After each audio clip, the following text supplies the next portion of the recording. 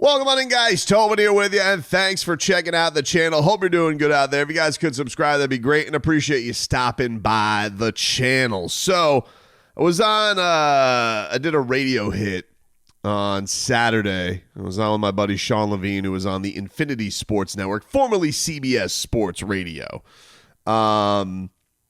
And, you know, my guy got me all in a tizzy because he's like bringing me on here. We were talking some cats. We were talking some UFC. But he also mentions Erik Spoelstra and the idea that Erik Spoelstra, would he end up going to the New York Knicks? And this has been a popular thing that's now been kicked around because for some reason, the New York Knicks fired their coach, Tom Thibodeau, without an obvious replacement in mind. It appeared like the lead pony was Jason Kidd, but according to Mark Stein, they're going to deny that. And so Jason Kidd is not going to go to the New York Knicks. He is going to stay in Dallas and likely coach Cooper Flagg. That appears where it's going to go for Jason Kidd, and all it goes. Now maybe Jason Kidd makes a stink. I don't know.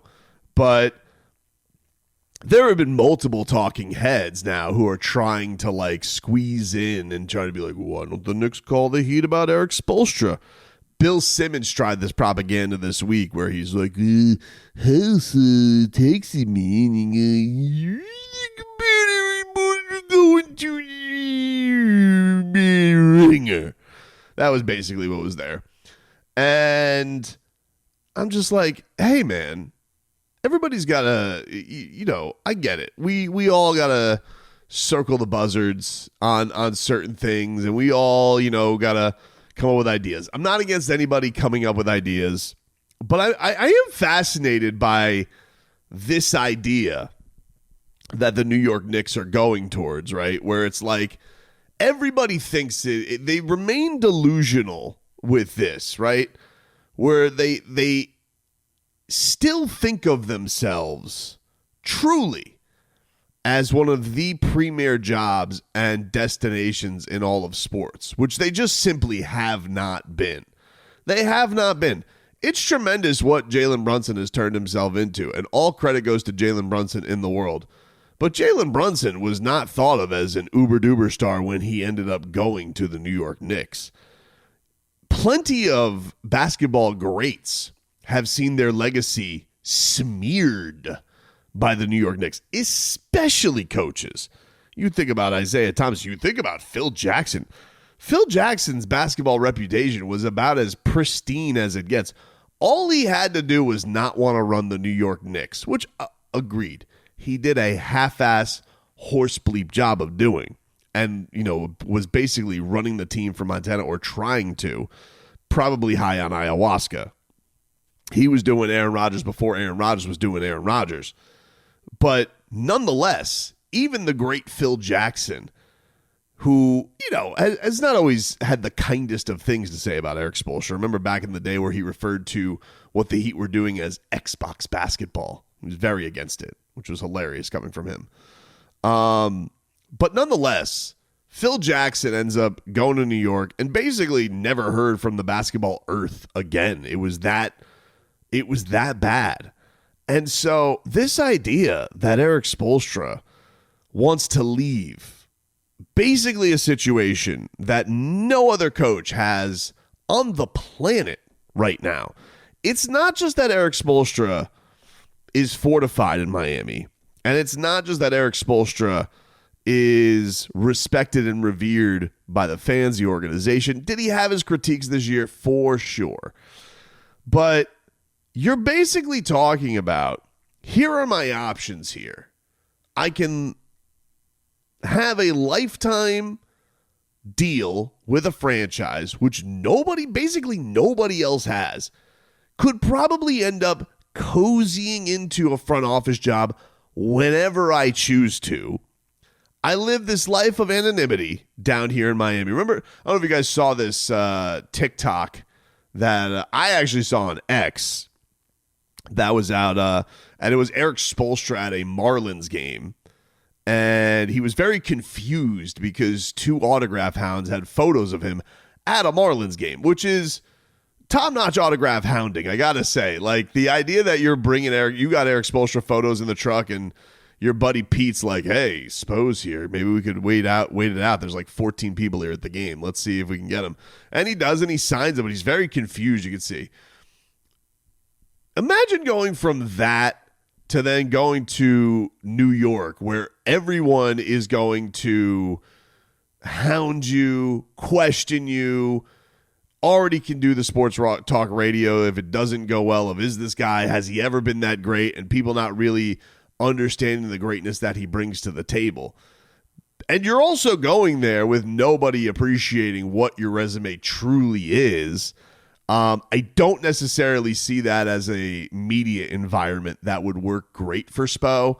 Spo's got a pretty good thing going on down here in South Florida, right? Like, there are very good reporters who cover the team, but this is not like New York, where they're going to have tenfold of what you have covering the team down here, and everyone's searching for something.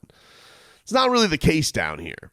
But media aside, like, he probably could figure that stuff out, but I just couldn't imagine if you go there and you don't win the title in 3 years. If you don't win the title in 3 years, unless he knew Giannis Antetokounmpo was for sure going to the Knicks, if you don't win the title in 3 years, you're probably fired. And then you lost the only thing in sports that nobody has like you in this sport, which is job security, which he truly has. And the only way I could really see it is, A, like I just told you, unless Erik Spoelstra is under some knowledge that the New York Knicks are for sure going to make a seismic move that would get him there. Two, that, and then this is maybe the bigger, if there was truly a rift between him and the front office and Pat Riley specifically.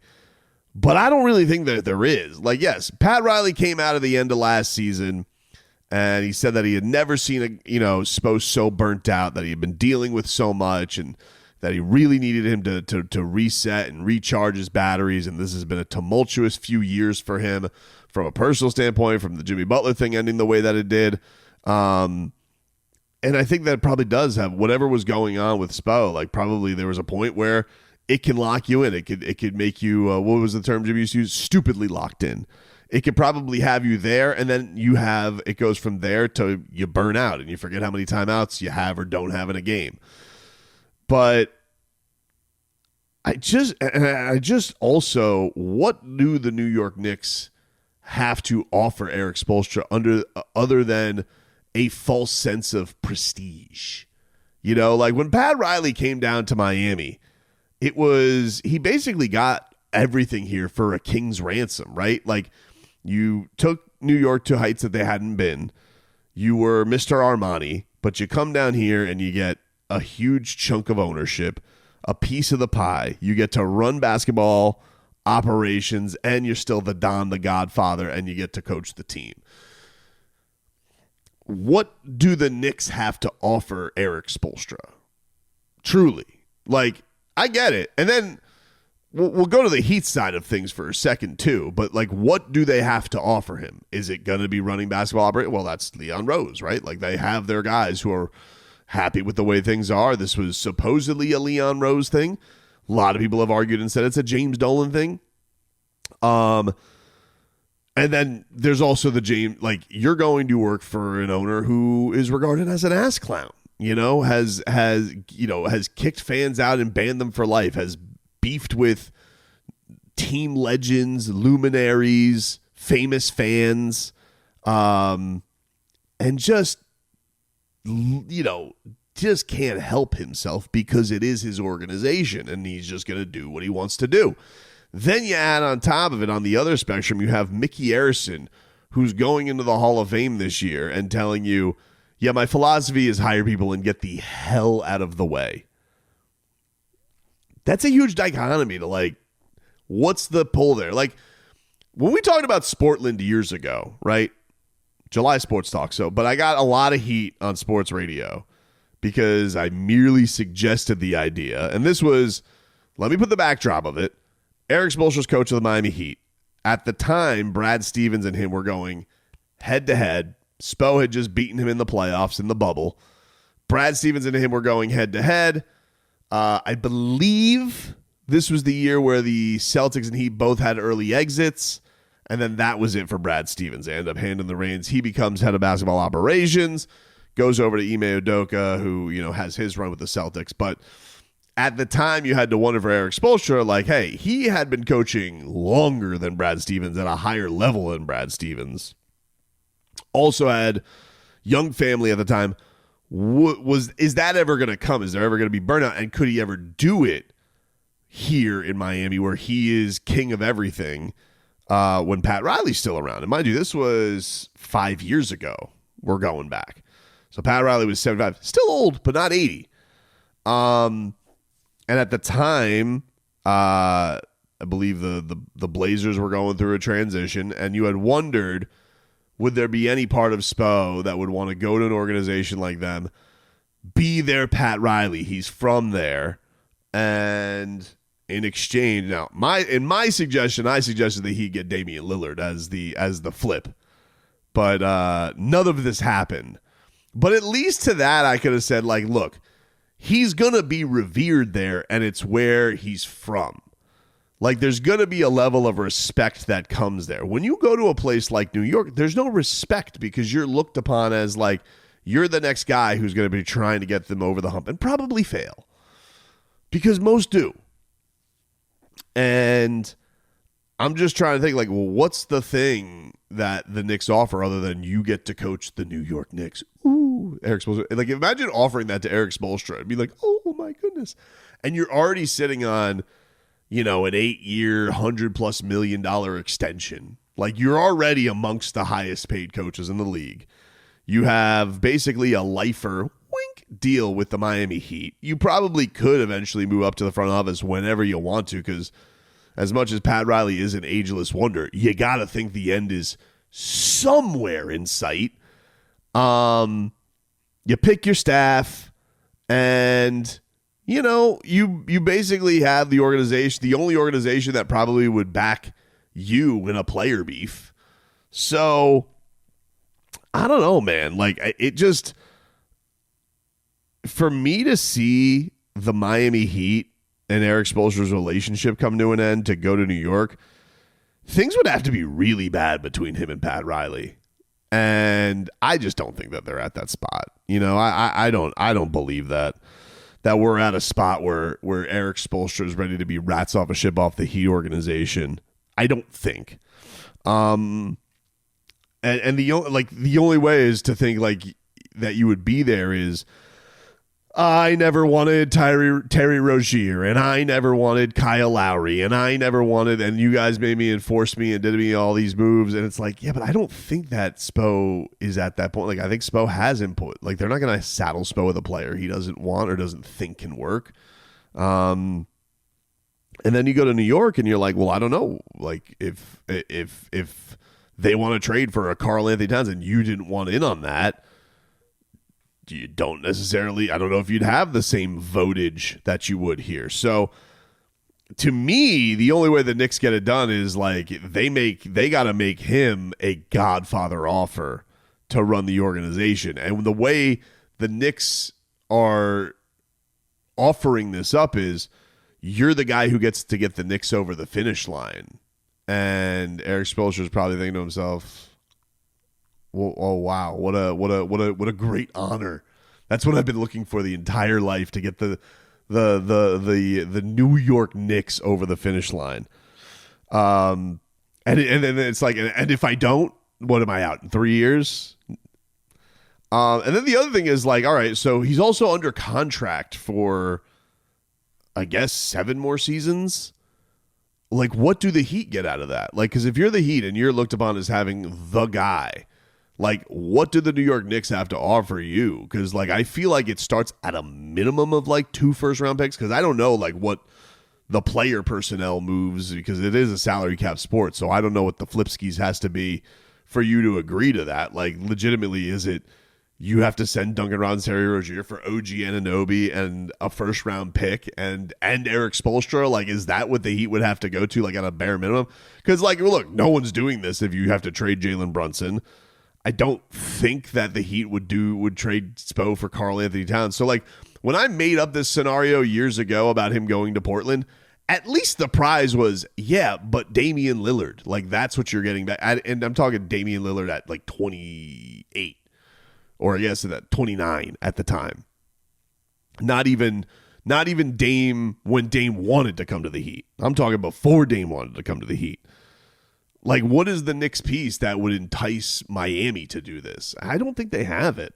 So, I don't know. It just seems like a bunch of stuff that's out. I don't know what, and that kind of goes to like the ineptitude of the New York Knicks is like, you had Tom Thibodeau and you fired him and you apparently were thinking about firing him. The players were upset, but you didn't have the replacement in mind. And right now, I truly don't know who the guys are. Like, I guess Michael Malone is the dude you would go and be like, he just won the championship. Bit owner. He feels like he'd fit in New York beautifully. But I haven't heard a lot of noise around him. I've heard more noise around Spo than I have Michael Malone. But all of it's just been like very like, well, okay, but use your big brain. Like, why is Erik Spoelstra? Because everyone's going to be like, well, the Heat are closer to the Knicks than the Knicks. It's like, all right, but you guys weren't that close. Like, get out of here. You guys barely put up a fight against the Pacers. Like you're acting here like you're starting up some incredible journey and run here. Like it's the Eastern Conference. So, like, the Heat get Kevin Durant, and maybe you don't think that he can pass the Knicks next year? Like, get out of here. You don't think Erik Spoelstra was scoffing at that? So, I don't know. I'm not surprised that the noise is there because people are going to find some way to hook in on who the New York Knicks, who will be their great savior because Tibbs wasn't good enough. And, yeah, Erik Spoelstra is one of the guys that has one of the bona fide resumes getting to the finals as much as he has, having the championships that he does, as few losing seasons as he does, only been swept twice in his life. But I'm like, but what are the Knicks offering to him that would make him want to leave? I just don't think that they got any of those cards. It would have to be there would have to be some seismic move that the Knicks had that none of us know about, and he would have to be like so fed up with the Heat organization. And I don't think either of those things are on deck here.